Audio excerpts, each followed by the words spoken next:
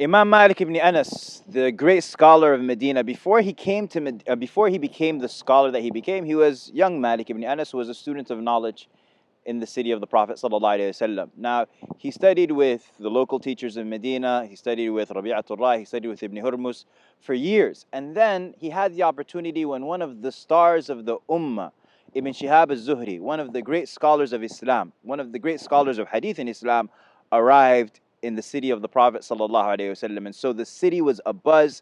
The students of knowledge, young and old, all wanted to sit in the gathering of Ibn Shihab. And Imam Malik, rahimahullah, he didn't have access to Ibn Shihab because there were so many people more senior to him. In the gatherings, in the halaqat, they got to sit closer to the sheikh, they got to hog the sheikh, as many people complain about.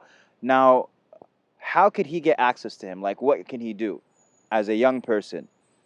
On the day of Eid, Imam Malik says to himself, when everybody is busy going back to their families and obviously enjoying the days of Eid, Imam Malik says to himself, هَذَا يَوْمٌ يَخْلُو فِيهِ ibn Shihab. He says, this is a day in which Ibn Shihab is going to be free. This is a day when he's not going to have students of knowledge crowding him, asking him for questions. There's going to be nobody with him. He's just going to be at home. And so Imam Malik goes to the house of Ibn Shihab. He knocks on the door. Ibn Shihab asks his servant, who's at the door? She says that young blonde man. That young blonde man, because Imam Malik is blonde. And she says, he brings him in. What do you want? My son, he says, تحدثني, I want you to narrate hadith to me. And so Ibn Shihab says to him, sit. He sits, he narrates to him 40 hadith. And 40 hadith, when they would narrate, it means with the chain of narration, the isnad and everything. It's the matn and the isnad. That's the hadith. He narrates to him 40. And Imam Malik is writing them down and he says, zidni, he says, increase me. And Ibn Shihab says, no, that's enough for you. Go back, memorize these. And if you memorize these, you will be from the huffaz. Imam Malik looks at him and says, قَدْ حَفِظْتُهَا, I've memorized them.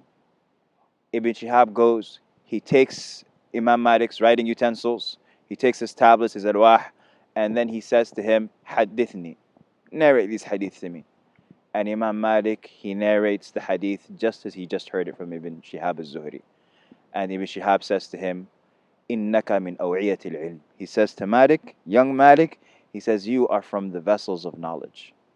And so seeking out, focusing on what benefits you, and seeking that out with passion and not letting obstacles get in your way is definitely a power move.